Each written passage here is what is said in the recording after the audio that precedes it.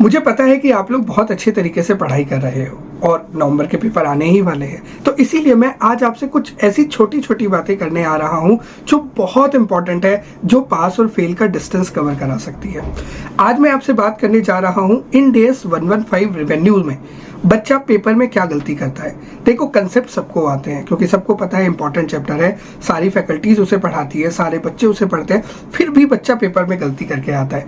कौन सी ऐसी गलती है जो आपको पता होनी चाहिए और आपको शॉर्ट अवॉइड करके आनी है, ठीक है। इससे पहले मैं आगे बढ़ूं, अगर आपको लगे कि आप भी यही गलती करते हो तो मुझे कमेंट बॉक्स में लिख के जरूर बताना, और अगर आपको लगता है कोई और भी आप गलतियां करते हो तो वो भी जरूर मुझे कमेंट बॉक्स में लिख के बताना। इससे आपको भी आपकी गलतियां याद आ जाएगी और पेपर में आप उन गलतियों को नहीं करोगे।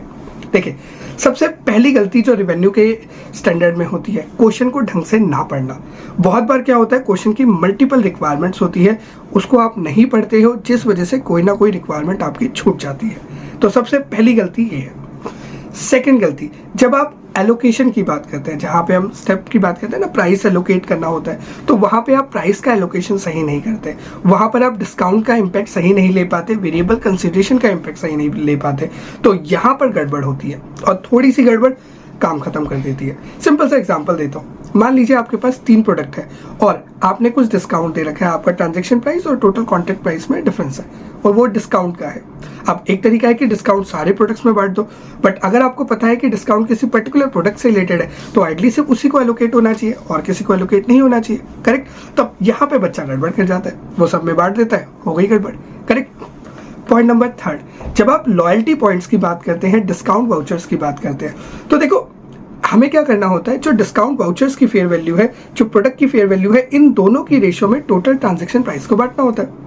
बट बच्चा क्या करता है, मान लो टोटल ट्रांजैक्शन प्राइस 1000 रुपये है और गुड का प्राइस 1000 रुपये है, डिस्काउंट वाउचर की वैल्यू 10 रुपये है, तो आइडली 1000:10 की रेशियो में 1000 को बांटना होता है। बट बच्चा क्या करता है, कहता है अच्छा डिस्काउंट की वैल्यू 10 रुपये है तो मैं डिस्काउंट की वैल्यू 10 रुपये ले लेता हूँ, प्रोडक्ट की वैल्यू 990 ले लेता हूँ। ऐसा ही क्या बोलता है, टाटा बाय बाय, काट देता है question, correct. This is one of the mistakes.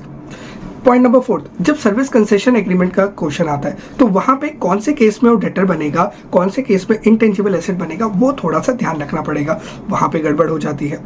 Point number 5, जब बिल एंड होल्ड का क्वेश्चन आता है तो वहां पे ना इंस्टीट्यूट आपसे एक्सपेक्ट करता है कि आप बिल एंड होल्ड की कंडीशंस लिख कर आएंगे, उसके बाद बताएंगे कि क्या बिल एंड होल्ड है या नहीं है, बट आप कंडीशंस लिख के नहीं आते, आप डायरेक्ट बता देते हो, वहां पे गड़बड़ हो जाती है।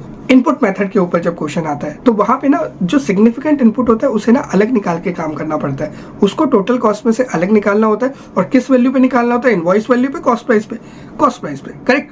यहाँ पे गड़बड़ हो जाती है। जब आप परसेंटेज कंप्लीशन निकालते हैं तो या तो आप उसे इंक्लूड कर लेते हैं, उसे एक्सक्लूड नहीं करते, और अगर आप उसे एक्सक्लूड कर देते हो तो आप उसकी इनवॉइस वैल्यू पे एक्सक्लूड कर देते हो, जबकि वो कॉस्ट पे एक्सक्लूड होना चाहिए, करेक्ट। ये कुछ ऐसी गलतियां हैं जो बच्चा पेपर में बहुत बार करके आता है, जिसकी वजह से रेवेन्यू का क्वेश्चन गलत हो जाता है, ठीक है। तो उम्मीद करता हूं कि आप इन गलतियों को नहीं करेंगे, अपने दोस्तों से भी इसे शेयर करना। मिलता हूं अगली वीडियो में, तब तक के लिए जय श्री श्याम।